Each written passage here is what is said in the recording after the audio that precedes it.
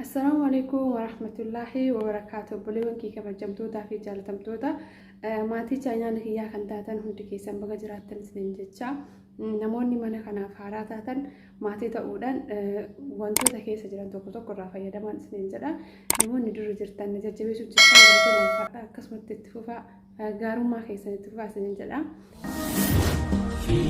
فداك أبي وأمي يا رسول الله. نموني فردنا بربادن جتو نموني الفاتن إدأو بربادن وان كان فيادما أنا الأمة نمبروادا نما قال إن أنا نمبر وان تشوف الحمد لله كلنا بداسين كب جارو نمبروادا فيادما ترى وانتو تكن أندرس نكديسون دا يوان فايدة أبو في وان فيك يا رافيادما تروي رافيادمي فايدة را أركديسني فيدي كان اللي أكسموا وان فيك يا فيادمو في دوبي فيادمي دا إسن الله كرافيادمتن أبدين أبا إني كل اللي مالو جدا وان سلب أول لما بيتشال ولا وانتي كوا وان في الكيسة داتا يوغل الرئيسان ميدان كمني لجسودا فياك أبي سادا تربي كيساتي كيلو شن يوغان الفاتن شان جسودا يوغان دكاتة يوسيرانو تفايدا من كيلو سالي تربي كيساتني إداتني جيجيرا ماركسيستاني فولا كيسان إسني بريج جسودا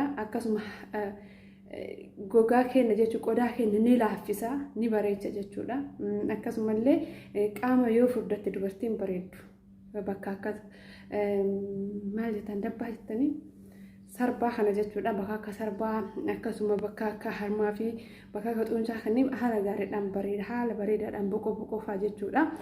Addallee daaktanii boqoo dibachuu hin dandeessan jechuudha. Boqoo bichaa nama addatti kan furdisu jechuudha.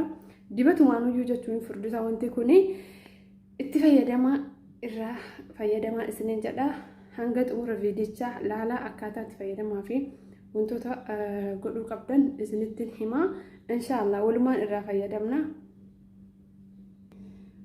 Wantichaan kana akkasiin fayyadu abdiin qaba isa kana jechuudha.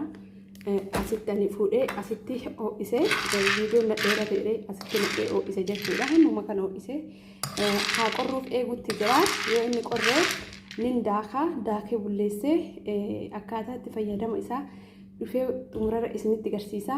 Akkasuma mootiyyuu yeroo kamii fi akkamitti akka fayyadamtan illee isinitti himaa hamma xumura viidichaa na waliin jira. Amma nan daakaa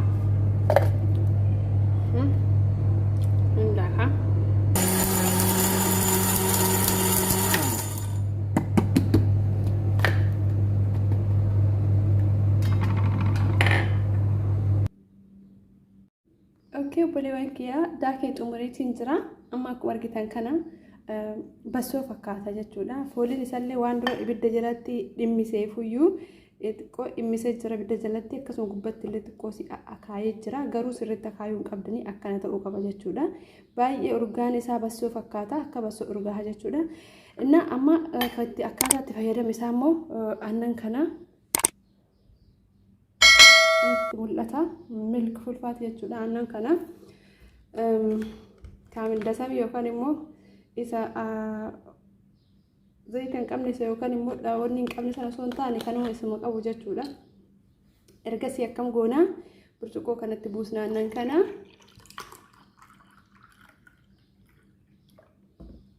ergasii maankaa tokko fuunee jechuudha.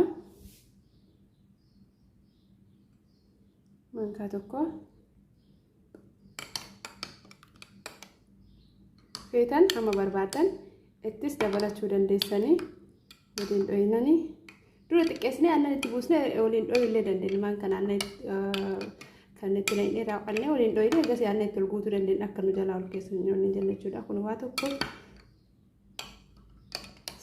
sirriitti daakamuu qaba jechuudha. Kun bullaa'ee daakamuu qaba jechuudha. Akka aannanii wal fudhatu jenna. Ergasii ni dhuyna jechuudha. Galgala erga irbaata nyaatanii geessitanii irriba dura jechuudha.